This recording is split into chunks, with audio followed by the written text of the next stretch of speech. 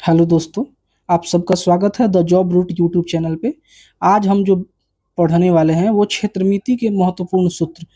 इस वीडियो में क्षेत्रमिति के जितने भी सूत्र हैं, जितने भी फॉर्मूलाज हैं, वो सारे एक ही वीडियो में आज हम कवर करेंगे। तो चलिए शुरू करते हैं। तो क्षेत्रमिति का परिचय के बारे में सबसे पहले देखें तो ये इसमें क्या होता है, एक द्विविमीय होता है। पहला टाइप जो होता है द्विविमीय, जिसकी दो विमा हो, यानी लंबाई और चौड़ाई वाली आकृतियां जो है उसको द्विविमीय कहते हैं। और इसमें मुख्य रूप से हम क्षेत्रफल और परिमाप को ज्ञात करते हैं। और दूसरा जो टाइप है वो है त्रिविमीय, 3D, जिसमें लंबाई चौड़ाई और ऊंचाई वाली आकृतियां होती है। और इसमें मुख्य रूप से हम आयतन और पृष्ठीय क्षेत्रफल को ज्ञात करते हैं। और क्षेत्रमिति की उपयोगिता के बारे में देखें तो जितने भी एग्जाम्स होते हैं, आप एसएससी सीजीएल ले लीजिए, सीएचएसएल ले लीजिए, एमटीएस ले लीजिए, या फिर रेलवे का कोई भी एग्जाम, एनटीपीसी ग्रुप डी वगैरह कोई भी, तो उसमें 2 से 4 प्रश्न तो रहते ही रहते हैं। ये आप प्रीवियस ईयर का देखेंगे तो उसमें पता चलेगा आपको 2 या 4 क्वेश्चन तो क्षेत्रमिति से हमेशा रहते ही रहते हैं।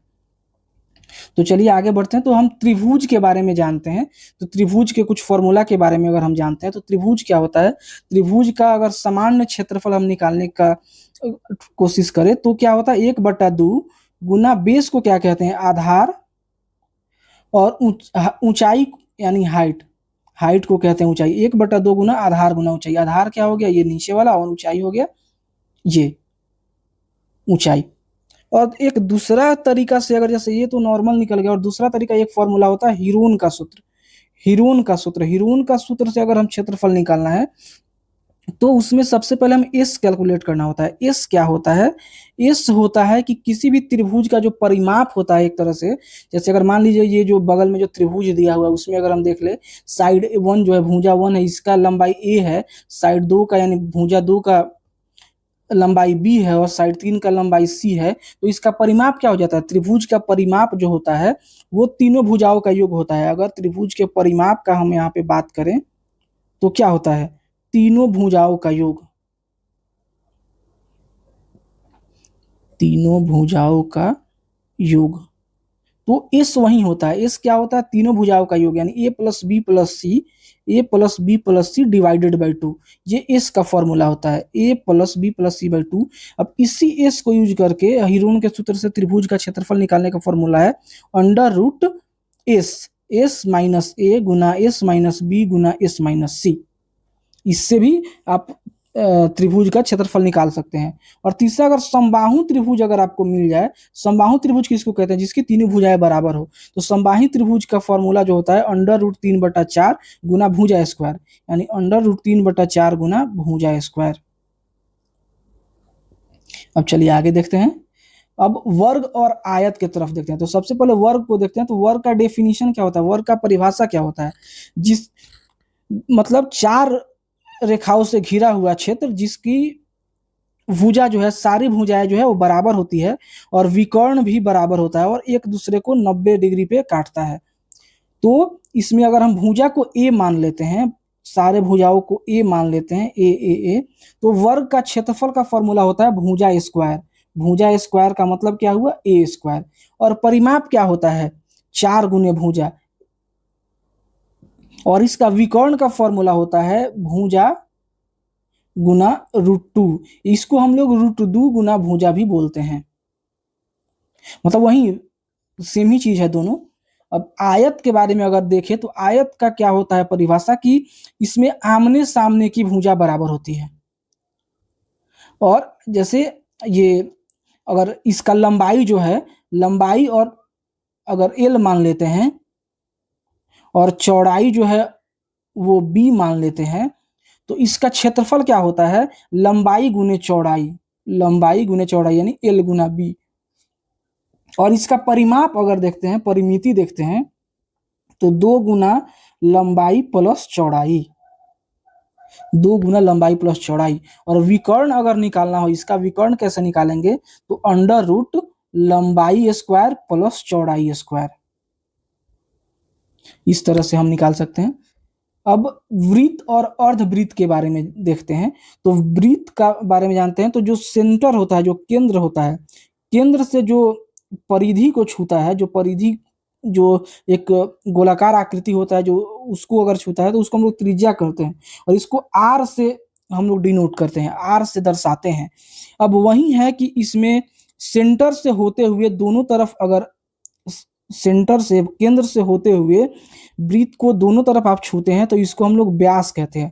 और व्यास क्या होता है, व्यास जो होता है वो 2 गुना त्रिज्या होता है, यानी दो त्रिज्या को मिला देंगे तो वो व्यास हो जाता है। यानी व्यास बराबर क्या होता है 2r, और व्यास को हम लोग d से डिनोट करते हैं तो d बराबर 2r।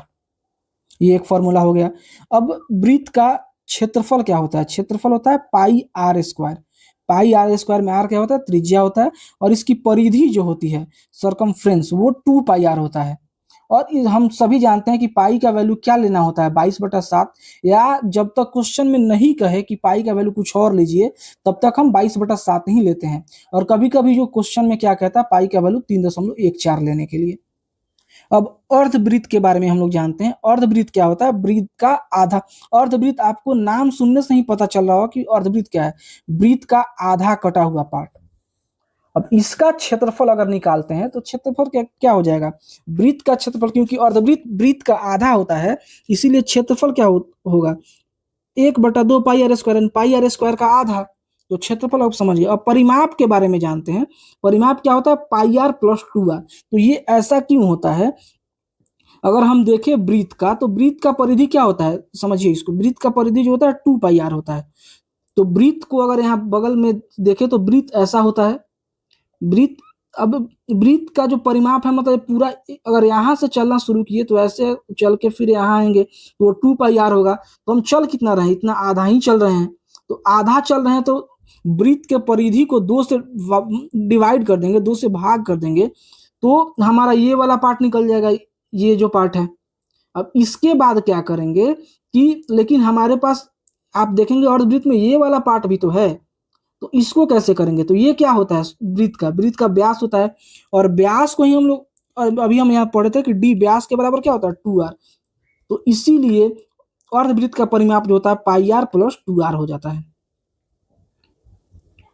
अब कुछ चतुर्भुज के बारे में जानते हैं। तो चतुर्भुज में सम चतुर्भुज के बारे में जानते हैं। सम चतुर्भुज क्या होता है, जिसकी चारों भुजाएं जो है बराबर होती है और उसका विकर्ण जो है एक दूसरे को 90 डिग्री पे काटता है। लेकिन दोनों विकर्ण जो है वो दोनों विकर्ण बराबर नहीं होते हैं। अगर बराबर हो जाएगा तो वर्ग हो जाएगा, लेकिन दोनों विकर्ण जो है बराबर नहीं होता है तो वो समचतुर्भुज हो जाता है। तो इसके बारे में जानते हैं। अगर समचतुर्भुज के एक भुजा की लंबाई अगर हम a मान लेते हैं तो इसका समचतुर्भुज का परिमाप क्या हो जाता है 4f, यानी 4 गुना भुजा। अब समचतुर्भुज का क्षेत्रफल के बारे में जानते हैं। अगर डायगोनल जो है, अगर विकर्ण का यूज करके अगर समचतुर्भुज का क्षेत्रफल निकालते हैं तो इसमें क्षेत्रफल का बराबर हो जाता है 1/2 गुना विकर्णों का गुणनफल। विकर्णों का गुणनफल। अब विकर्ण कैसे निकालते हैं, विकर्ण अगर आपको भुजा पता हो तो विकर्ण कैसे निकालेंगे, तो विकर्ण निकालने के लिए आपको एक ये रिलेशनशिप है कि विकर्ण और भुजा के बीच में संबंध कैसा है। तो एक विकर्ण का स्क्वायर प्लस दूसरे विकर्ण का स्क्वायर बराबर 4 गुना भुजा का स्क्वायर। यानी इसको अगर ये समझ गए होंगे आप। अब ये अगर विकर्ण में समचतुर्भुज में सबसे इंपॉर्टेंट एक ये चीज है, ये मैंने अभी बताया भी था कि विकर्ण जो है समचतुर्भुज में वो एक दूसरे को 90 डिग्री पे काटते हैं। अब अन्य चतुर्भुज में एक समलंब चतुर्भुज के बारे में देखते हैं। समलंब चतुर्भुज क्या होता है, इस समलंब चतुर्भुज में क्या होता है कि 2 समानांतर भुजाएं होती है और बाकी 2 नहीं होती है समानांतर भुजाएं। तो मान लीजिए कि ये सब, तो इसमें इस आकृति को देख के हमें पता चल रहा है कि ये जो है ये ऊपर वाला और ये नीचे वाला ये दोनों समानांतर भुजाएं हैं। तो इनका क्षेत्रफल क्या होता है, समलंब चतुर्भुज का क्षेत्रफल जो होता है 1/2 गुना समांतर भुजाओं का योग गुना ऊंचाई।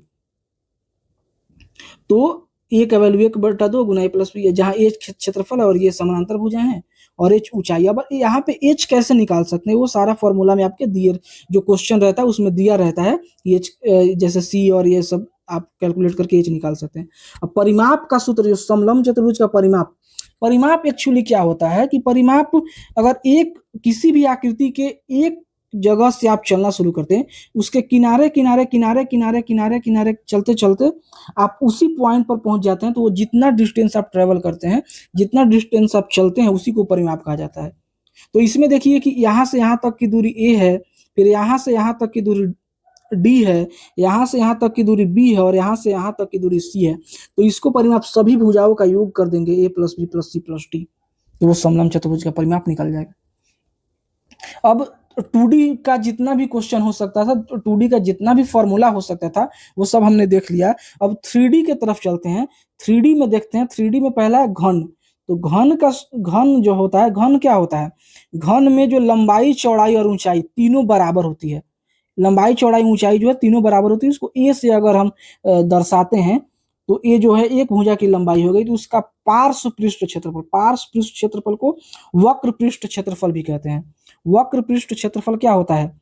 4 गुना भुजा स्क्वायर, 4a स्क्वायर। अब वक्र पृष्ठ क्षेत्रफल क्या होता है, बहुत सारे लोग को पता नहीं होता है। तो जैसे ये घनाभ मान लीजिए, ये ऊपर वाला पार्ट हो गया और ये नीचे वाला पार्ट हो गया। तो इसमें ये ऊपर वाले और नीचे वाले को छोड़ के जो बाकी चारों होता है, इसको और आसानी से आप समझने के लिए मान लीजिए कि आप एक घन के आकार के एक रूम में हैं। तो एक रूम में अगर आप हैं, तो उसके जो चारों दिशाओं होता है ना, चारों दिशा यानी चारों दीवार जो होता है ना, वो चारों दीवारों का अगर क्षेत्रफल निकालते हैं घन के सूत्र में, तो वही वक्र पृष्ठ क्षेत्रफल होता है।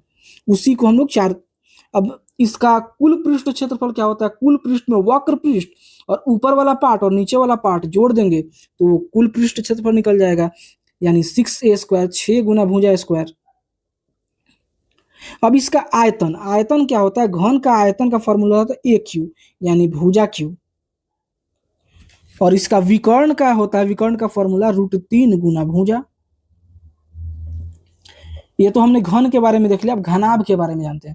घनाभ में अगर लंबाई L मान लेते हैं आप, चौड़ाई W मान लेते हैं और ऊंचाई H मान लेते हैं, तो घनाभ का वक्र पृष्ठ जो क्षेत्रफल है, पार्श्व पृष्ठ क्षेत्रफल, वो होता है 2 गुना L प्लस W गुना H, यानी 2 गुना लंबाई प्लस चौड़ाई गुना ऊंचाई।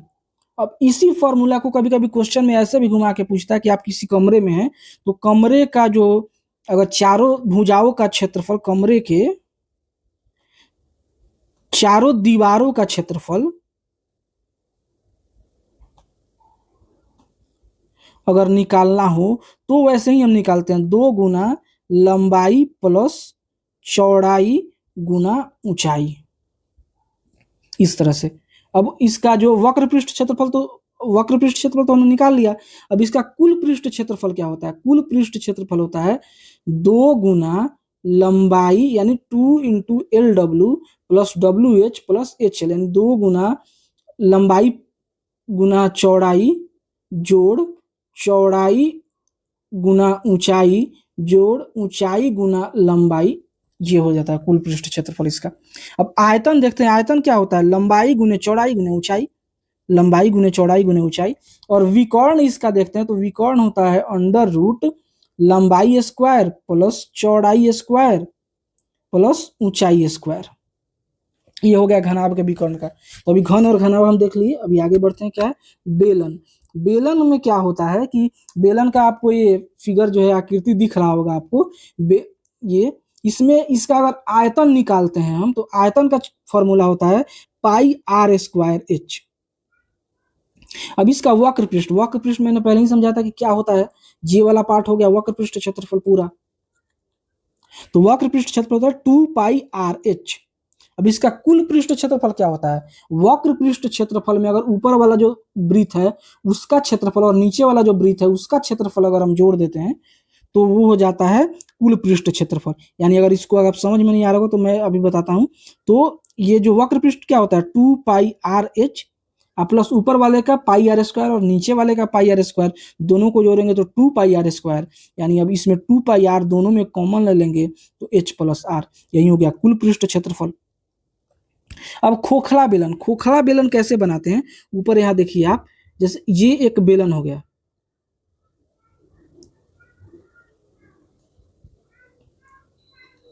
और यहां पर यहाँ ये वाला जो छोटा वाला है उसको हम काट के हटा दिए, छोटा वाला काट के हटा दिए। तो ये वाला जो पार्ट है वो हमारा बेलन बच जाएगा, तो इसी को खोखला बेलन कहते हैं। जैसे एक तरह पाइप वगैरह होता है, तो पाइप एक तरह से समझिए खोखला बेलन है। तो अब देखिए इसमें अगर ये बड़ा वाला है, अगर बड़ा वाला बेलन का लेते हैं तो बड़ा वाला बेलन का अगर त्रिज्या जो है, त्रिज्या अगर हम बड़ा वाला आर ले लेते हैं, और छोटा वाला बेलन है उसका त्रिज्या अगर छोटा वाला आर ले लेते हैं, और ऊंचाई तो दोनों के लिए सेम ही है, और इसका ऊंचाई अगर हम एच ले लेते हैं, तो खोखला बेलन का आयतन कैसे निकल पाएंगे? तो खोखला बेलन का आयतन निकालने के लिए हमको पहले बड़ा वाला बेलन का, तो बड़ा वाला बेलन का आयतन क्या हो जाएगा, पाई आर स्क्वायर एच में से घटा देंगे छोटा वाला बेलन, पाई आर स्क्वायर एच, यानी ये आर जो छोटा वाला बेलन का त्रिज्या है, और ये बड़ा वाला आर जो बड़ा वाला बेलन का त्रिज्या है। अब इसमें पाई और एच दोनों में कॉमन ले लेंगे, तो r square minus r square, तो ये खोखला बेलन का आयतन होता है। और खोखला बेलन का वक्र, ये जो है आपका कुल पृष्ठ, ये सब इसी तरह से निकलता है माइनस करके। अब शंकु के बारे में जानते हैं। तो शंकु में देखिए, शंकु का आकृति यहाँ पे है, ये जो है इसके लिए ये त्रिज्या हो गया यानी आर हो गया, और ये इसकी ऊंचाई हो गई एच हो गई, और ये वाला जो लेंथ है, जैसे आइसक्रीम वगैरह में जो होता है साइड वाला जो लेंथ, उसको हम लोग स्लैंट हाइट यानी इसको हम लोग तिर्यक ऊंचाई कहते हैं। अब इसके फॉर्मूला के बारे में देखते हैं। तो तिर्यक ऊंचाई का फॉर्मूला होता है, ये तिर्यक ऊंचाई को हम लोग एल से डिनोट करते हैं। तो एल बराबर होता है अंडर रूट त्रिज्या स्क्वायर प्लस ऊंचाई स्क्वायर, यानी r square plus h square. और शंकु का आयतन जो होता है 1/3 पाई आर स्क्वायर एच होता है, और इसका वक्र पृष्ठ क्षेत्रफल होता है पाई आर एल, और कुल पृष्ठ क्षेत्रफल होता है pi r into r plus h. ये अगर आप इसको बनाएंगे तो क्या होता है, वक्र पृष्ठ संपूर्ण पृष्ठ क्षेत्रफल क्या होता है, मतलब पूरा का क्षेत्रफल, और वक्र पृष्ठ ये वाला क्षेत्रफल। तो वक्र पृष्ठ क्षेत्रफल में अगर इस वृत्त का भी क्षेत्रफल जोड़ दे पाई आर स्क्वायर, तो वो संपूर्ण पृष्ठ क्षेत्रफल हो जाएगा। अभी इसमें भी पाई आर है, इसमें भी पाई आर है, तो पाई आर कॉमन ले लेंगे, तो एल प्लस आर, ये हो गया आपका कुल पृष्ठ क्षेत्रफल। अब गोले और अर्धगोले का सूत्र जो है, तो ये गोला हो गया। अब गोला में त्रिज्या जो है, ये वाला त्रिज्या हो गया आर। तो गोला का अगर आयतन हम निकालते हैं तो उसका फॉर्मूला होता है 4/3 पाई आर क्यूब। गोला का पृष्ठ क्षेत्रफल निकालते हैं, क्योंकि इसमें वक्र पृष्ठ तो है नहीं कुछ, सारा गोला है, तो सबका ये गोले का पृष्ठ क्षेत्रफल निकालते हैं, तो 4 पाई आर स्क्वायर होता है। अब इसी गोला को आधा यहाँ बीच से काट देते हैं, तो बीच से काटते हैं तो एक कटोरा जैसा बन जाता है। अब इस कटोरे में अर्ध गोला का आयतन क्या हो जाएगा, अब आयतन का मतलब इसमें कितना सामान रख सकते हैं, तो एक गोला में जितना सामान रख सकते हैं उसका आधा कर देंगे तो अर्ध गोला का आयतन हो जाता है, यानी 4/3 पाई आर क्यू जो है वो एक गोला का आयतन होता है, इसको आधा कर देते हैं तो ये कितना हो जाता है, 2/3 पाई आर क्यू, यानी अर्ध गोले का आयतन 2/3 पाई आर क्यू हो जाता है। अब अर्धगोले का वक्र पृष्ठ क्षेत्रफल, यानी वक्र पृष्ठ ये वाला पार्ट, ये वाला मतलब चारों तरफ से ये वाला पार्ट जो लेता है, तो अर्धगोले का वक्र पृष्ठ क्या हो जाएगा, गोले का पृष्ठ क्षेत्रफल बटा 2, तो इसको 2 से भाग करेंगे तो क्या हो जाएगा,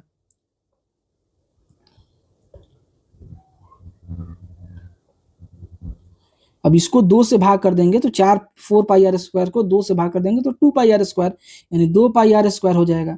अब लेकिन इसमें देखिए ये तो वक्र पृष्ठ हो गया, लेकिन कुल पृष्ठ करने के लिए क्या होगा, कुल पृष्ठ ऊपर भी तो एक वृत्त है, तो इस वृत्त को भी जोड़ेंगे, तो 2 पाई आर स्क्वायर में एक और पाई आर स्क्वायर जोड़ देंगे, तो वो हो जाएगा कुल पृष्ठ क्षेत्रफल, यानी 3 पाई आर स्क्वायर। आई थिंक गोला और अर्धगोला के बारे में आप लोग समझ गए होंगे। अब कुछ जो महत्वपूर्ण इकाई है, यूनिट्स है, जो आपको क्वेश्चन में देता है, वो कभी कभी उसके वजह से गलत हो जाता है। तो 1 किलोमीटर को हम लोग 1000 मीटर भी कह सकते हैं, यानी 1 किलोमीटर का बराबर हो जाएगा 1000 मीटर।